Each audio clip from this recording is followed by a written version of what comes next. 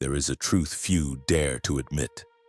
Modern people are afraid of being alone, afraid of the silent room, afraid of the emptiness when no noise is there to fill it.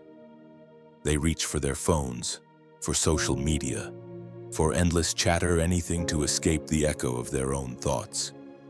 But the more they run away from silence, the more a sad reality reveals itself. Inside, there is nothing but emptiness. The noise is only a mask to hide that void. Arthur Schopenhauer understood this fear better than almost anyone. But he did not run from it. On the contrary, he chose to step into silence. While most of humanity searched for comfort in the crowd, he chose the empty room. He knew that silence is not the enemy, thus silence is the mirror that reflects the soul. That is why Schopenhauer became different and unsettling to others. He dared to do what most never will. He dared to sit alone and face the truth. If you look closely at life today, you will see how deeply people are addicted to surface connections. They cannot endure a few minutes of quiet without grabbing their phones. They cannot eat a meal alone without filling the space with videos or news. Silence has become terrifying, but why? Because in silence, all the outer layers fall away. No more compliments, no more approving looks, no more validation from society. Only the self remains and the raw truth. Schopenhauer once said that a man can only be himself when he is alone. The moment you need others to tell you who you are, you have already lost your inner freedom. And that is exactly what most people cannot bear to face. They are afraid to realize that after so many years of living, they may have never truly known who they are. The fear of solitude is nothing but the reflection of an empty mind. Those rich in inner life are not afraid of being alone. Those poor in inner life see it as torture. Here lies an important lesson. The fear of being alone does not come from the empty room. It comes from the empty mind. When there is nothing within you worth exploring, you desperately need the outside world to fill you. But when your mind is deep enough, silence itself becomes treasure. The empty room becomes the place where the greatest thoughts are born. Aloneness becomes the source of freedom. So the real question is not whether you can be alone. The real question is whether you can face yourself in silence, whether you can turn off all the noise and hear the voice that comes from within, whether you can live without needing constant approval from others. At this very point, Schopenhauer opened a door. He showed that solitude is not a curse, but the foundation of intelligence, of creativity, of true freedom.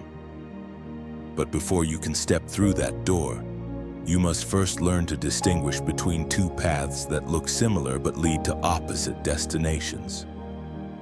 One is loneliness. The other is solitude. One leads to emptiness, the other opens into freedom. So ask yourself this: if you were to sit alone in silence, would you fall into scarcity or would you step into a new kind of fullness? The two worlds, solitude and loneliness. There are two words in English that people often confuse. Loneliness and solitude. They sound similar, but in truth they belong to two entirely different worlds. Loneliness is the feeling of lack. It comes when you are abandoned, when you crave the presence of others and cannot have it. Loneliness makes you feel empty, as if your worth only exists when someone else acknowledges it. It is dependence on the eyes of others. Solitude is something else. Solitude is a choice. It is the moment you are alone but do not feel deprived. On the contrary, you feel more complete than ever. Solitude is not abandonment. It is return. It is the space where you encounter yourself, where you hear again the voice drowned out by the constant noise of society. This difference changes everything. The weak fear solitude because they have never built an inner world. They need others to fill the emptiness inside. They need laughter, conversation, the gaze of approval to believe they exist. But the strong are different. They see solitude as the place of rebirth, the ground where thought takes root, where intelligence awakens, where the soul is cleansed of the dust of the crowd. Schopenhauer saw this truth early on. He realized that most people confuse loneliness with solitude. They hear the phrase to be alone and shiver, as if it is proof of failure or weakness. But in reality, it is those who choose solitude who are strong enough to stand without the crutch of society. In solitude, you do not seek validation. You do not need to play a role. There is no more smiling to please, no more words spoken to be accepted, no more agreeing just to belong. Solitude frees you from those performances. Imagine walking into an empty room. If your inner life is poor, that room feels like a prison. You grow restless, anxious, longing for someone to fill the silence. But if your inner life is rich, the same room becomes a garden. You read, you write, you create, you sit in quiet contemplation, and you find joy in the silence itself. This is the core lesson. For solitude to become strength, you must cultivate the world within. Read so your mind has material. Think so your intellect has depth. Create so your soul has joy. When the inside is full, solitude is no longer punishment. It becomes privilege. Those who have never learned to love solitude always confuse it with loneliness. And because of this, they avoid it at all costs. They stuff their lives with activities, with noise, with relationships that add little real meaning. They refuse to sit still, for they fear the emptiness they might discover inside. That is why modern society is filled with people who run from solitude. They call it loneliness. They label it failure. Yet the truth is the opposite. Those who can live with solitude, nurture it, and turn it into fertile ground for thought, these are the ones with real strength. And this is why Schopenhauer remains a haunting figure in philosophy. He did not only write about solitude, he lived it. He proved that the difference between loneliness and solitude is not just a matter of words. It is the difference between slavery and freedom. Once you grasp this, you begin to see more clearly why people today fear solitude. Not because solitude itself is frightening, but because society has kept them chained too long to the comfort of the crowd. And from here arises the larger question. If solitude is truly the foundation of freedom and intelligence, why does society work so hard to make us run from it? The crowd and the suicide of intelligence. When a person steps into a group, they often believe they become stronger. The crowd offers a sense of safety. It feels like an embrace that protects each individual, convincing them they are no longer alone. But behind this comfort lies a harsh truth. The crowd does not only protect, it consumes. It takes away the most precious thing a person possesses, the ability to think independently. Inside a group, no matter how large or small, intelligence loses its sharpness. You start looking around before you speak. You weigh the reactions of others before you share your real thoughts. Bit by bit, you bend your ideas to fit the collective, and you comfort yourself by calling it compromise, necessary for harmony. But in reality, it is the quiet surrender of the self. Schopenhauer called this a form of intellectual suicide. The moment you allow the crowd to shape the way you think, you have killed the freest part of yourself. You are no longer thinking with the full capacity of your mind. You are thinking only within the boundaries the group allows. The frightening part is that this process is silent, automatic, and so subtle that you may not even notice it happening. Modern neuroscience confirms this truth. In the presence of others, the human brain changes. It becomes less creative, less bold, more concerned with social acceptance. In other words, the presence of the crowd shrinks the mind. You are no longer yourself, you are a fragment within a larger machine. We often praise the power of the collective, but Schopenhauer saw its shadow. The crowd may create agreement, but agreement is often purchased at too high a cost. Truth is blurred, thought is weakened, and the courage to think differently disappears. Think of group conversations. There are moments when you want to speak a thought that goes against the flow, but you hold back. You fear rejection, the look of judgment, the loss of your place in the circle. So you remain silent. That silence is the death knell of independent thought. Here lies Schopenhauer's lesson. The courage to think differently is the first step to preserving the self, not to rebel for the sake of rebellion, not to oppose for the sake of pride, but to protect the truth of your own mind. Intelligence cannot grow in the soil of blind consensus. It can only take root in the soil of courage. The crowd gives safety, but it is a false safety. For the price you pay is your intellectual soul, and once it is gone, you may continue to exist, but you no longer live authentically. Schopenhauer chose to step away from the crowd, not because he hated people, but because he understood that too much closeness to the collective destroys the very essence he wanted to protect: freedom of thought.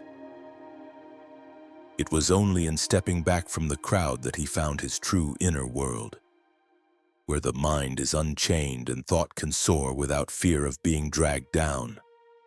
And here, a new door opens. When you escape the shadow of the crowd, you begin to discover another land, a land that does not need applause, does not need approval, a land where intelligence is nourished by the quiet strength of the inner life. This is the rich inner world, where those who dare to be alone discover their true power. The rich inner world. Schopenhauer had a famous concept: the world is representation. He believed that the world we experience does not only exist outside of us, it is also created inside the human mind. A person does not simply live in objective reality. They live in the images, thoughts, memories, and imaginations that they themselves construct. In this sense, the true world of a person is the inner one.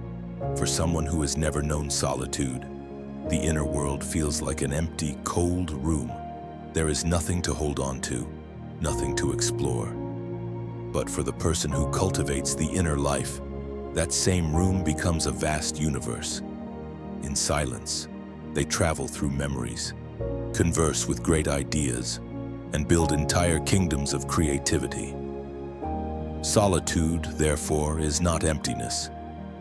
It is only empty when the mind is poor. If within you there is a library, solitude becomes the place you return to in order to revisit priceless books.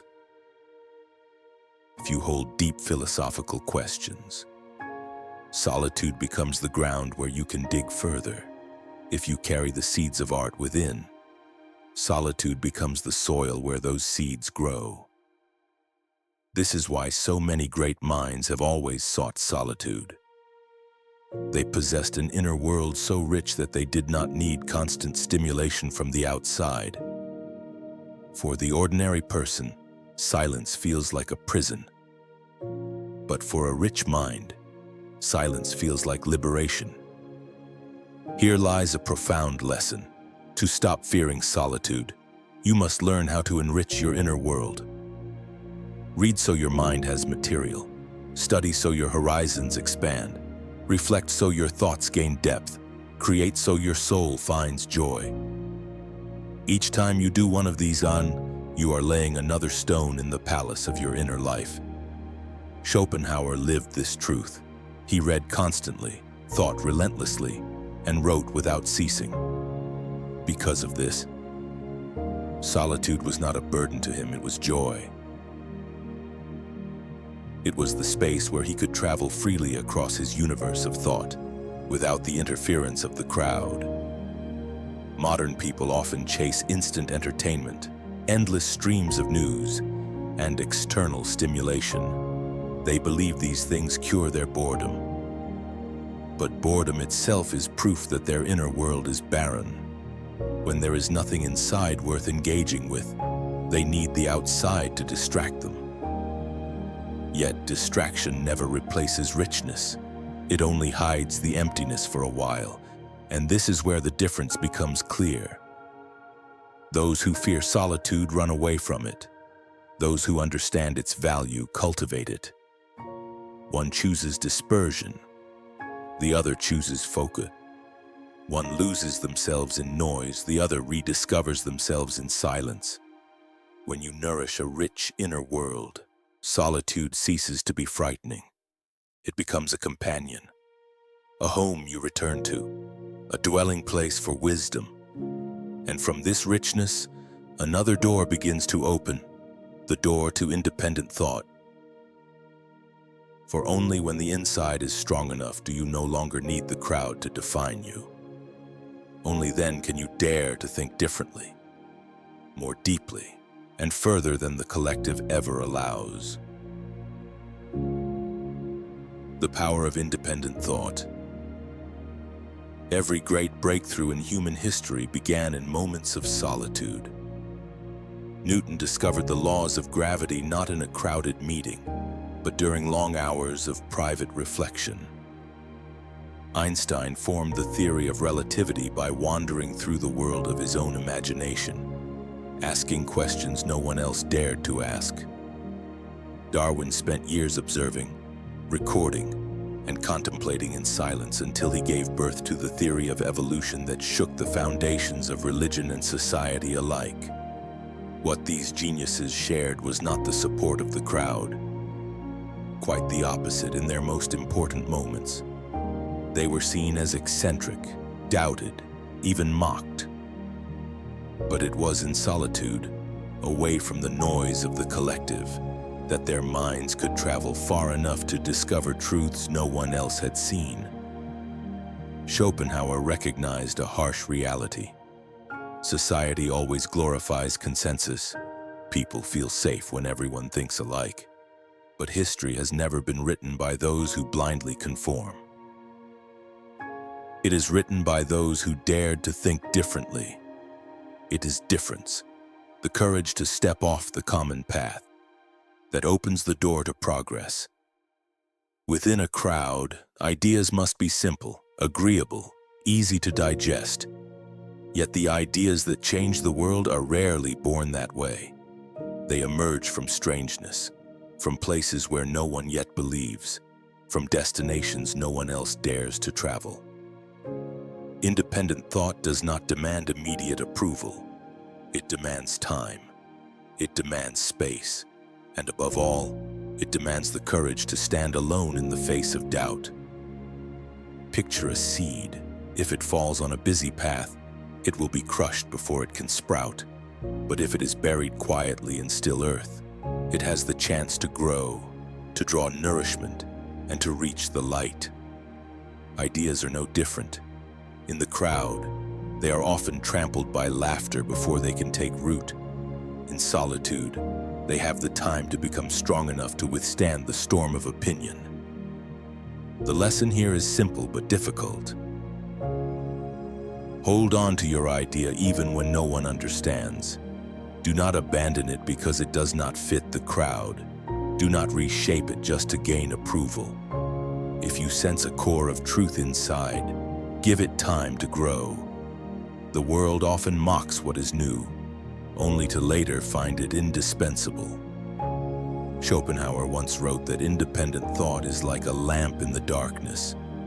It does not need to light up the entire sky immediately. It only needs to keep its flame alive. One day, that light may guide others. But to keep it alive under the one holding it must endure loneliness, must walk against the flow, must accept the coldness of those who do not yet understand. And this is the true challenge of independent thought. It requires not only the sharpness of reason but the strength of the inner life. Strength to endure isolation. Strength to withstand judgmental eyes. Strength to remain upright when everyone else turns away. People often think independent thought is a gift. In reality, it is training. It is forged in long nights of silence, in hours of reflection that no one else shares, in the difficult decisions to walk a separate path. When you hold on to independent thought, you are not only protecting an idea, you are protecting your very self. You are proving that your existence is not to echo others, but to discover horizons they cannot see. That is the mark of truly living, not merely existing. Yet Schopenhauer also warned independent thought survives only if you learn to preserve your mental energy. If the mind becomes scattered, if your energy is wasted on trivialities, the flame of thought dies as well. And this leads us to the next step of the journey, the art of conserving mental energy, so that independent thought can continue to burn brightly and endure. The art of conserving mental energy. How many hours of your day truly belong to you? Look closely, from morning until night. Most of our mental energy is not spent on what matters most, but drained away in countless shallow interactions. A meaningless conversation, a polite social gathering, a stream of messages that leaves you more tired than enriched. Each of these moments is like a small cut into your reservoir of energy. By the end of the day, when you want to dedicate time to deep thought, you realize your mind is already exhausted. Schopenhauer understood this well. He knew that intelligence, creativity, and focus all require mental energy. Without protecting it, you will never have enough strength to dive into your inner world. That is why he chose to live differently. He cut away as many superficial connections as possible, refused empty interactions, and reserved his energy for what truly mattered. Modern society often teaches you to expand your network. The more people you know, the better. But the truth is different. Breadth never replaces depth. 100 shallow relationships cannot compare to one that is meaningful. A day full of noise cannot compare to a single hour of genuine reflection. Chasing quantity only scatters you. Only quality helps you grow. Here lies the lesson you must learn to choose carefully. Ask yourself, does this conversation bring me new understanding? Does this relationship nourish my mind and my soul? If the answer is no, do not be afraid to walk away. Every time you say yes to something meaningless, you are saying no to your own growth and creativity. The intelligent are not those who know the most people. The intelligent are those who know how to protect their energy and spend it wisely. They invest it in reading, in study, in reflection and creation. They spend it on rare but profound conversations. They keep it for a handful of genuine, meaningful relationships. And because of this, they see more clearly than the majority ever can. Schopenhauer practiced habits that seemed strange to outsiders but served a purpose. He took long walks alone, ate in silence, and lived a life largely apart from society. To others, he looked isolated, but in truth, he was protecting the most precious resource he had, his capacity for deep thought. And because of that, he left behind works of philosophy that forever changed how humanity understands existence.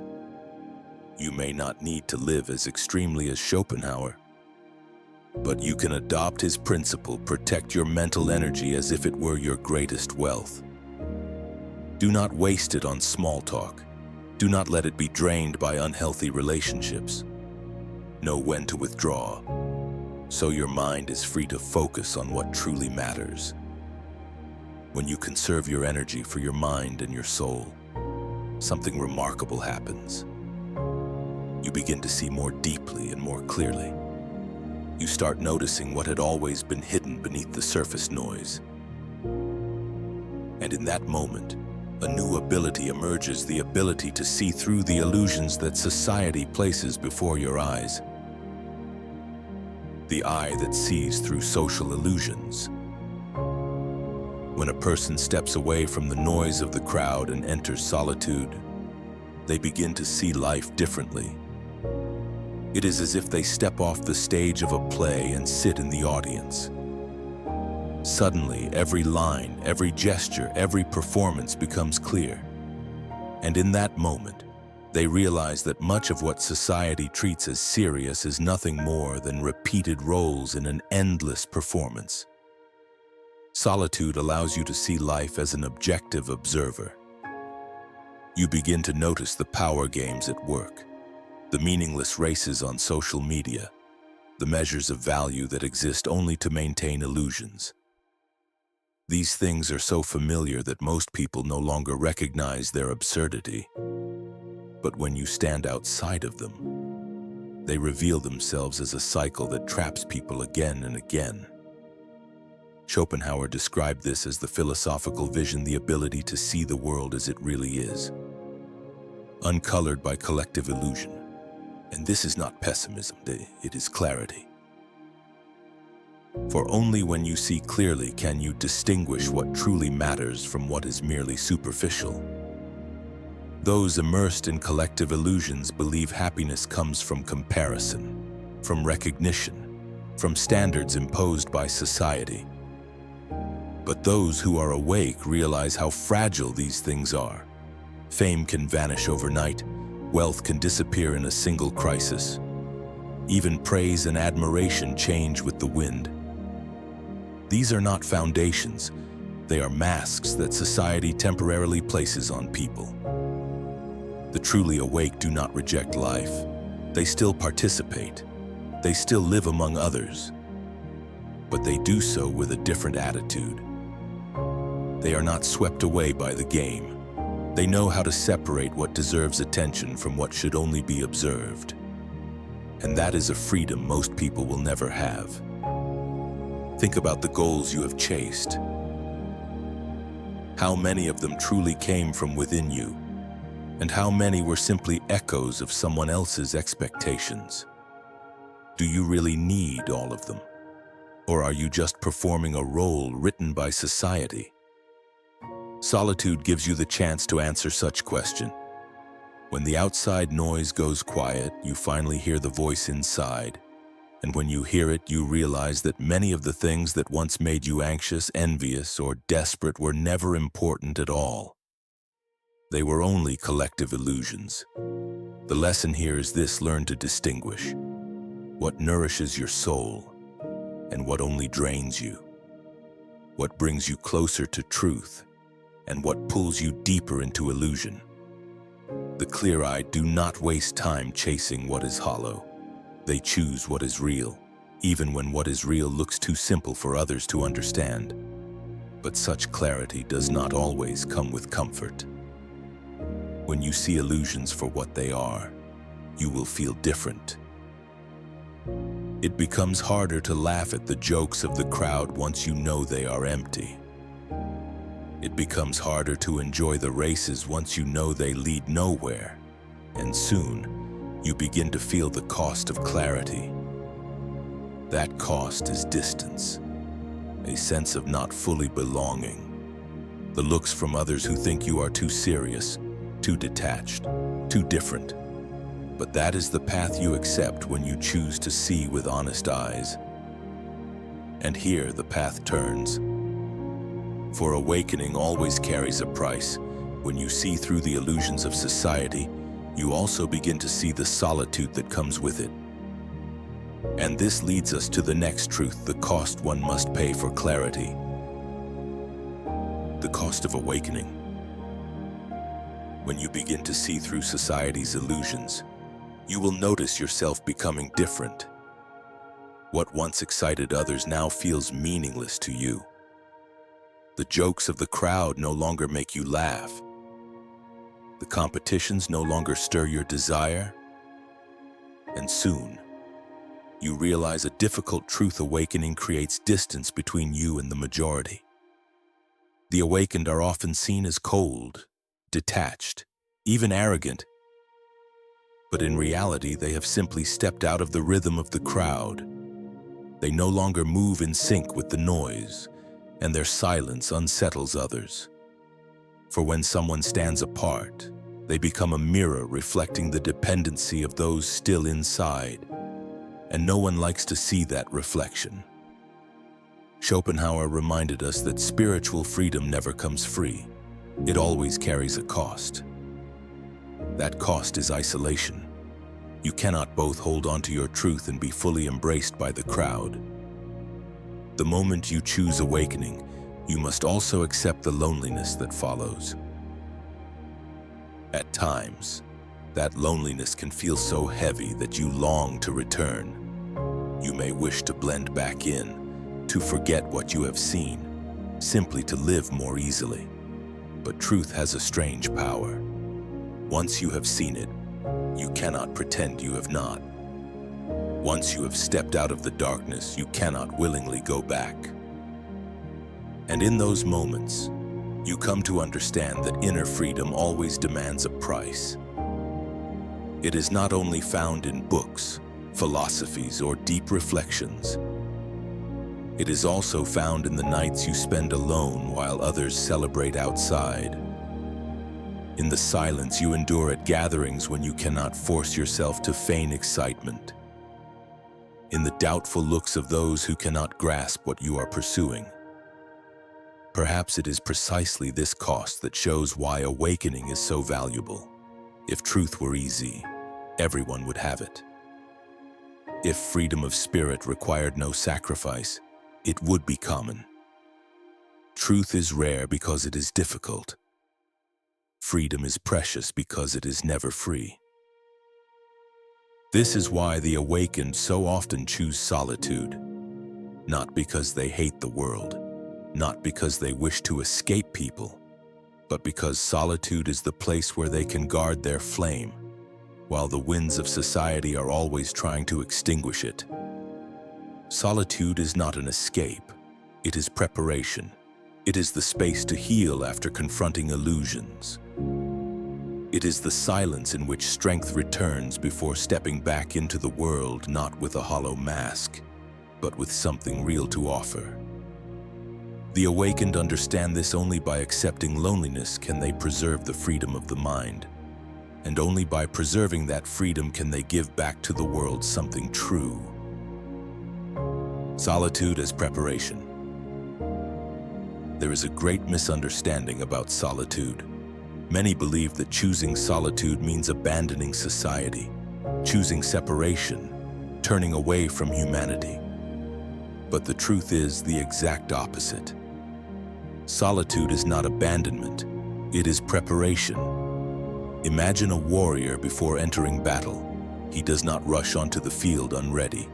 He spends time training, sharpening his weapons, strengthening his endurance, preparing for decisive moments. Solitude is much the same. It is the time when a person strengthens the inner self, cultivates thought, and reinforces character before stepping back into the outer world. Schopenhauer understood that if you only immerse yourself in society without preparation, you will be swept away. The world outside is full of noise, illusions, and pressures that make it easy to forget who you are. Only those who know how to step back, who know how to enter solitude, can rediscover the strength that allows them to return with a steadier mind. The strong are not those who abandon humanity. The strong are those who have the courage to leave it for a while so that when they return, they bring with them the gift of wisdom. The great works, the profound ideas, the discoveries that reshaped humanity, all of them were conceived in solitude, yet all were eventually given back to the world. Without solitude, Newton could not have given us the laws of gravity. Without solitude, Darwin could not have written on the origin of species. Without solitude, Schopenhauer could not have left us pages of philosophy that still force humanity to reflect today. They withdrew, but not to escape. They withdrew to prepare for something greater. The same is true for us. When you dare to embrace solitude, you do not become someone abandoned. You become someone who returns with more to offer. Those who have never been alone can only bring society more of what it already has, the repetition of the crowd. Those who have lived in solitude bring something different, something born from within. This changes how we see solitude. It is no longer a cold, empty room. It is a training ground. It is where you cultivate focus, build clarity, and discover what truly matters. And when you step out of it, you are no longer the same. You carry with you a richness of mind the majority has never known. It is precisely this that makes independent intelligence so unsettling to the world. These individuals do not live for approval. They live to contribute from a place that is deeper, truer. And that truth shakes the very foundations of a society built on blind consensus. When someone returns from solitude, they are like a fresh wind entering a suffocating room. Their presence unsettles others because they carry what the crowd has lost: independent thought. And this is the turning point of the journey. For it is their return with the clarity and inner strength forged in solitude that explains why solitary intelligence makes the world tremble. The terrifying truth of solitary intelligence. Those who choose solitude are not running away from connection. They are not people who abandon humanity out of bitterness or because they cannot belong. On the contrary, they are walking toward intelligence. They choose silence not to escape people, but to go deeper into the very essence of being human. While the world chases recognition, they quietly pursue truth. Schopenhauer often reminded us a man is only truly himself when he is alone. In solitude, there are no roles, no applause, no imposed definitions. Only the pure essence of the mind remains. And when a person dares to live in that purity, they discover what the crowd can never touch. You have never truly been alone, because in silence, you encounter yourself. You hear the voice that was drowned out by the noise of the crowd. You see the thoughts once hidden beneath the fear of judgment. You rediscover dreams that had been buried under layers of conformity. In solitude, you are not facing emptiness, you are facing truth. This is what makes solitary intelligence so terrifying. It is not about IQ, knowledge, or talent. It is about courage. The courage to sit with yourself. The courage to walk through loneliness to find inner freedom. The courage to think differently, even when no one understands, even when everyone turns away. And it is precisely this courage that unsettles the world, because it threatens the foundation society depends on: blind consensus. A single person who dares to live in their own truth becomes a living reminder that the rules, habits, and illusions upheld for generations may be nothing more than a curtain. That life can be lived differently. That thought can break free. That identity can be redefined from within. But such truth always carries a price. The price of awakening, of difference, of no longer fully belonging to the crowd. Only those with enough inner strength will accept it. And that is why solitary intelligence inspires both admiration and fear. So ask yourself, are you truly living by your own thought, or only repeating what society has placed in you? Could you sit in silence for 1 hour without social media, without approval, listening only to yourself? Could you face a truth you know might change everything? If you can, you will touch the very thing Schopenhauer wanted to pass down. Intelligence is not a title to display. It is a journey through solitude, through courage, through the choice of truth over comfort. And so the final question is this: if right now you sat still in silence, what truth would you discover that the world has never seen? If this question awakens something in you, let this journey continue. Do not miss the deeper steps into philosophy, into truth, into yourself. Subscribe now and walk with us each day a step closer to the freedom of spirit that Schopenhauer once glimpsed.